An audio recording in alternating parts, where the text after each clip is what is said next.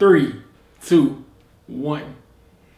This is Cortez Johnson of Team APS, and I'm here with... What? I'm Paul.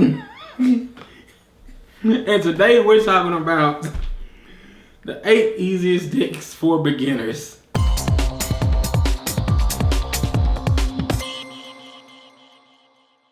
I will take the first one. And that's going to be Fire Fists. Ah, yes. Very tinky. That's how I play. Yeah. Fire Fists, it's basically a bunch of Fire Beast Warrior monsters, and they use the Fire Formation spell cards. There are also some traps. They give them that small attack boost, and they each have their own individual effects. So Tinky searches any of your Beast Warriors, well, level 4 lower. That's like most everything in this deck. And you've also got like Tensu to get an extra normal summon for your Beast Warriors. There's Yugioh, which can stun an opponent's spell or trap. I think Tensin is the boost, and Tinkin is the protection. The protection. Kind of main phase 1. Main phase 1 protection. You can activate Tinky, search Bear, use Bear's effect to pop your opponent's monster, whatever it is, swing at them with Bear, and then Bear gets another Tinky or any other card. Whatever you need. Light Swarms. Pick up and play. You're gonna run 3 Raiden. You're gonna just normal 3 Raidens, 3 Luminas, Lilas. The Light Swarm monsters have really powerful effects on their own. Yes. Lila popping spells and traps, Lumina being like a zombie master. Grave, Aaron sends back defense monsters. Yeah, and then they've got a really strong boss monster in Judgment Dragon. You can pay 1,000 life points and nuke the field. And there's also like Wolf and Felis, right? Like when they get milled, they get extra effects. Garroth lets you draw. It's a really simple deck to play. It's really effective, really powerful. And once you master the basics of it, you can actually combine other engines in pretty easily with it. Kind of make chaos variants like Eclipse Wyvern and stuff. And plus, there's like a lot of like zombie variants and Shadal variants, things like that. The Mill engine kind of helps out other things that need stuff inside the graveyard also. Blue Eyes. I feel grimy suggesting this.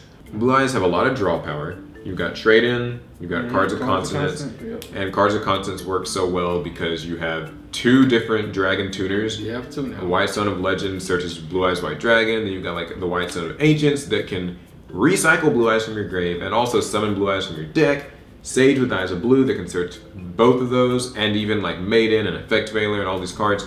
And then the Blue Eyes monsters are level 8, so Trade-In works really well.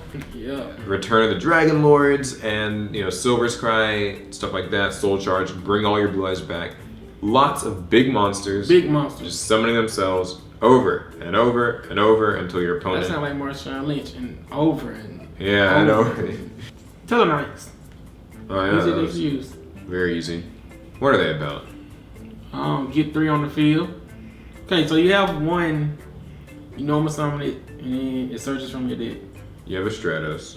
Okay, then you got another one. When you normal summon it, it searches from your hand. Yeah, that's Vega. You got like Vega, got a Bogart Knight effect. One where you summon it, and it spells something from your graveyard. Yeah, everyone's favorite one. Which one's that? I forget his name. Altair. Yeah. Altair. Rank 4 toolbox, out the wazoo. They have 2 particular boss monsters of their own that are really good. So very easy to use deck. Very straightforward, but also very effective. Yeah, because even the boss monsters, I forgot about that. When they're destroyed, they supposed to summon one from the grave. So if you made it this far in the video, I'd like to take a moment to ask you to subscribe. Do that. Yeah, we make plenty of videos like this. If you find this helpful, valuable for yourself or for a friend, plenty of our videos are like this, and we'll be making plenty more. So if you haven't already, join the club. Magispectors. Yeah. Very basic pendulum deck. Yeah, they can't be destroyed or targeted by anything. They're not going to get breakthrough skill. They're not going to get fiendish. They're not going to get Veiler. They can't be targeted. Search out what the card says. Search out. Set it. And their spells and traps are very simple as well. You tribute Magispector monsters and get pendulum monsters. They go to the extra deck. Yeah, and all their spells and traps just get rid of stuff. Yosenju.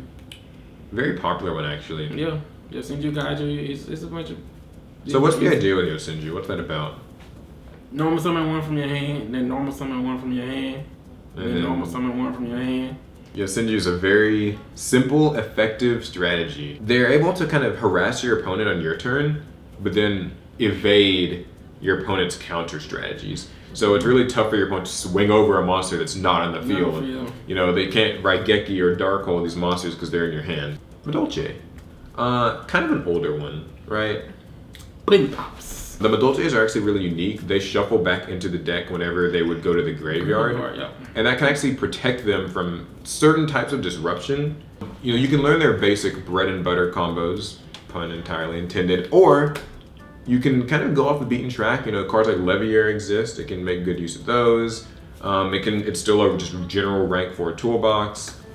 It's even been combined with, you know, things like emergency teleport and like psychic tuners and stuff, and you can make like a Chariot Beast and Barkions. They're all earth monsters, those kind of strategies. The last deck is Speed Run Wind Witches. So there's 2 key monsters in this. There's, what is it, Wind Witch, the bell. Ice Bell? Yeah, the bell. I think if you you don't have any monsters, you can like special summon Ice Bell, and she searches like one, and like then they'd summon, and Speed Words work the same way basically, right? You can only summon wind monsters, or if you control the wind monsters, you can special summon. The Speed Run being Terror Top, and then it can search Takatomborg, and Takatomborg can like tribute itself and get the Red-Eye Die or Tri-Eye Die or whatever.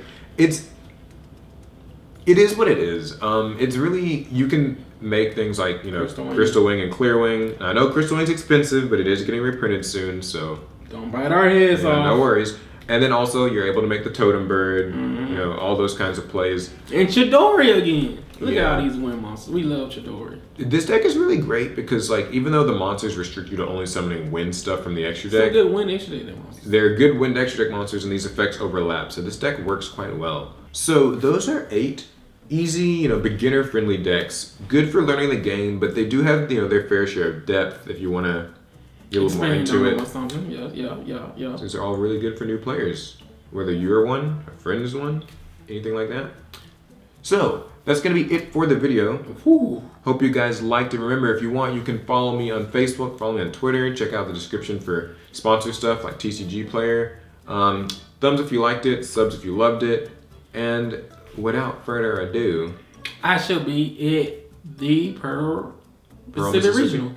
May 27th. Yeah, you were at a regional a few weeks back in Fort Worth, so people saw you? Yeah, a lot of people saw me. A lot of people came and said hey and hi and hugs and rubbing my face and stuff. Don't rub faces anymore. We're not doing that anymore. That was a one-time thing.